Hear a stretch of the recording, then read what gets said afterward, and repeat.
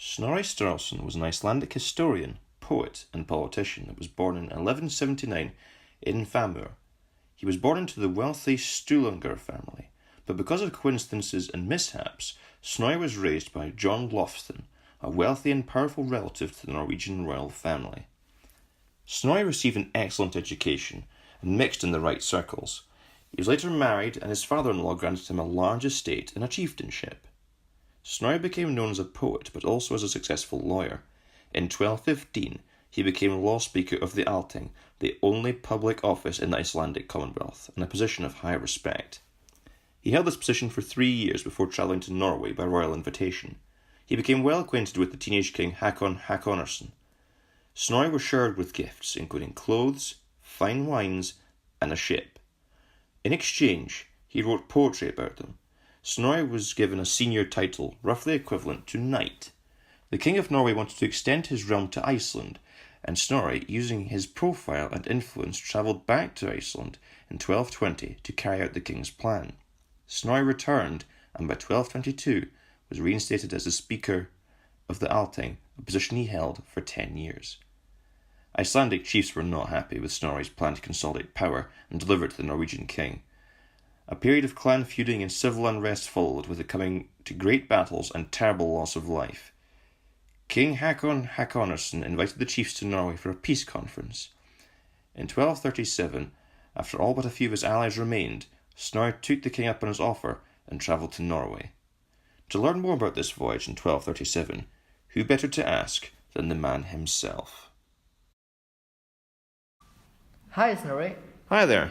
How you doing? Fine, thanks. How are you? Oh, I'm good, thank you. What are you up to? Well, I'm working on my latest collection of poetry. Would you like to hear some of them? Another time perhaps. Snorri, we have to do a presentation about your journey to Norway and some details about your ship. Would you mind helping us with that? Sure, happy to help. What do you want to know? Well, we were wondering, how did you travel? What ship did you use? Good question. The ship itself is a Viking ship called a nar. It's a rather bulky vessel, approximately 52 feet long, and the mast is almost 16 feet tall. It has a wide hull, and you would typically have 2 oars at either end. We do not have many oars on board. We only use them for speed on short distances. For long journeys like this one, rowing is not a very good option, as it is an extremely strenuous and exhausting job. The oars are mainly used for manoeuvring and steering the ship. The nar differs from a longship, which has oars up each side. We rely mainly on our sail. It's very big. It covers 970 square feet. When the wind stops blowing, we have to wait for it to pick up again in order to move. Otherwise, we would drift off course. Oh, that's a big sail. How fast could you go?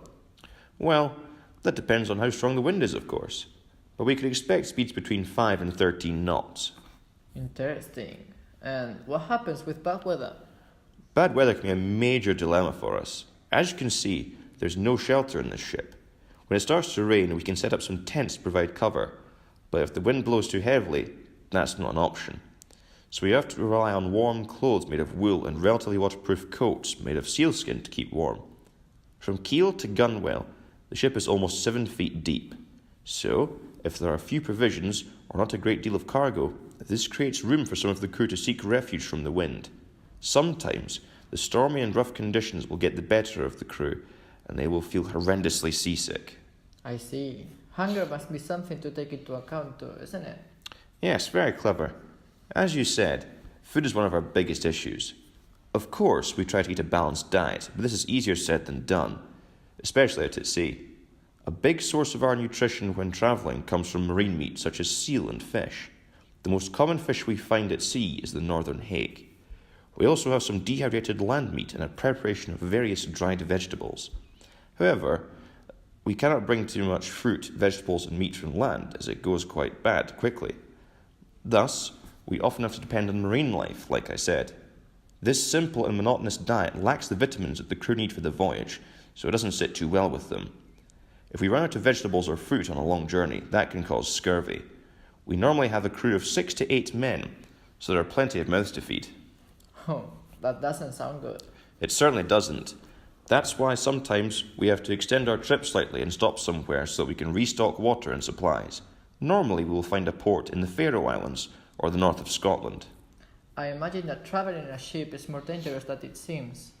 Speaking of danger, what happens if some part of the ship breaks? Is there any way to carry out repairs? Oh boy, you better hope you're not in open sea when that happens. If the sail somehow gets torn, usually we can sew it up. If some of the rigging snaps or is otherwise damaged, that can be replaced. We always carry spare. However, if something made of wood breaks, as in the mast or the hull, we have to try our best to get the ship to land to try to repair it there. Unless, of course, amongst our cargo, we have the means to fix it, in which case we can do it at sea. I'll remember that. One last question before I leave. How do you navigate without modern-day GPS? There's no problem with that. An older method would be to use certain stars to guide you at night. The main way that we Icelanders navigated was with the use of polarization and the sunstone. This medieval technique involves holding up a crystallized mineral on a cloudy day where the sun's out of view, and what little light there was would pass through the stone. This determines the position of the sun, and one could navigate from there. This was a popular method with the Vikings. We Icelanders used a special crystal called the Iceland spar. Very interesting. Well, thank you for your time, Snorri. We will leave you writing some poems. No problem. Good luck with your abstract. And after a long journey, Snorri and his crew finally reached Norway.